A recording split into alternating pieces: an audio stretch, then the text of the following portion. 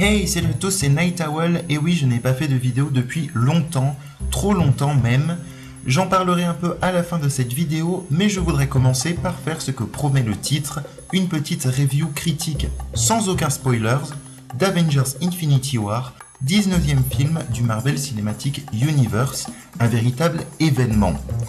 J'ai beaucoup aimé ce film et je trouve que le mot événement est parfait pour le décrire parce qu'avec tous ces personnages, tous ces lieux différents, Infinity War ne suit pas vraiment la structure classique d'un blockbuster ou même d'un film tout simplement.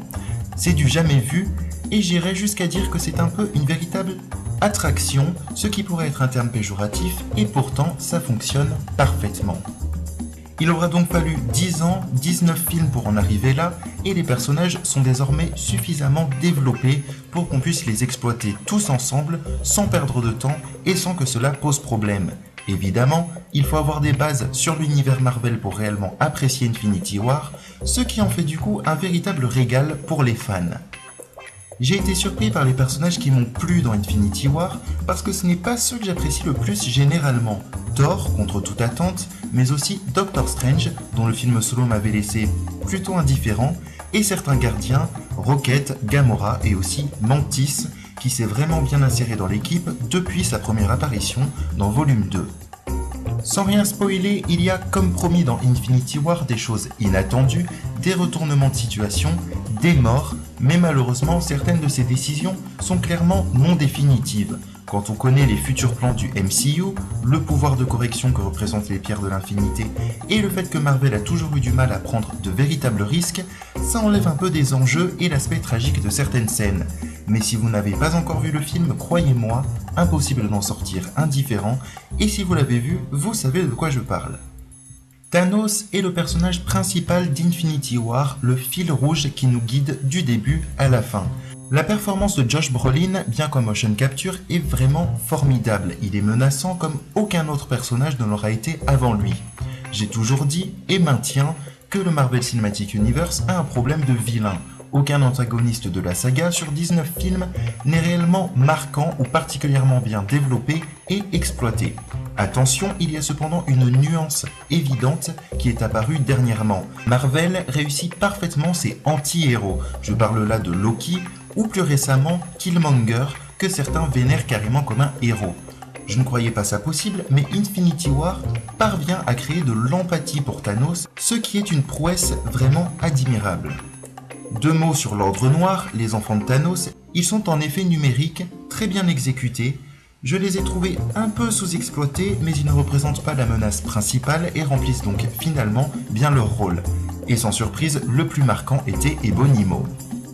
J'ai mentionné plusieurs fois les effets visuels et la motion capture, je tiens à préciser que Infinity War fait partie de cette lignée de films Marvel récents à s'être amélioré visuellement, proposant non plus un étalonnage aux teintes grisâtres, mais un univers plus coloré avec plus de profondeur, ce qui est essentiel dans ce chapitre qui se déroule aux quatre coins de l'univers, se rapprochant d'un Star Wars. Encore une fois, sans spoiler quoi que ce soit, j'ai noté plusieurs plans avec Thanos qui sont vraiment réussis, magnifiques et même, surprise, lourds de sens dans la représentation de son objectif et ses idées.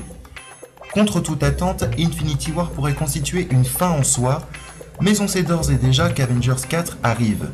Je me suis même demandé si ça n'allait pas poser problème qu'ils aient déjà tourné Avengers 4, s'ils n'auraient pas dû attendre de voir la réception du troisième, mais bon, nous verrons bien où cela nous mène, j'imagine.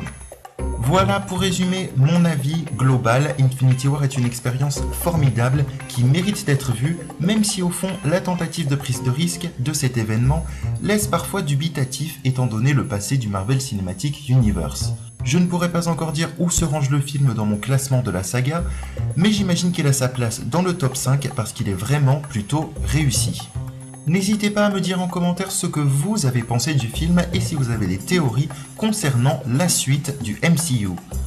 Comme promis, je vous dis deux mots sur la chaîne, vous avez été nombreux à me demander pourquoi je n'ai rien posté depuis l'été dernier. Croyez-moi, je voulais vraiment me remettre à YouTube, mais dans un premier temps j'ai été en vacances, après je repoussais sans cesse mon retour, et au final je ne savais plus par quoi commencer. En plus de ça, il y avait mes études qui me prenaient et prennent encore pas mal de temps, mais je vais m'y remettre lentement, espérant reprendre un jour un certain rythme, mais je ne veux pas me forcer à le faire tout de suite, j'aimerais que mes vidéos restent un plaisir et pas une obligation. J'espère que vous comprendrez et surtout que vous serez là quand je publierai mes futures vidéos parce que si j'aime les faire, ce ne serait vraiment pas aussi intéressant sans vos retours et vos commentaires. Voilà, sur ce, je vous dis à bientôt et j'espère vous retrouver prochainement pour de nouvelles vidéos.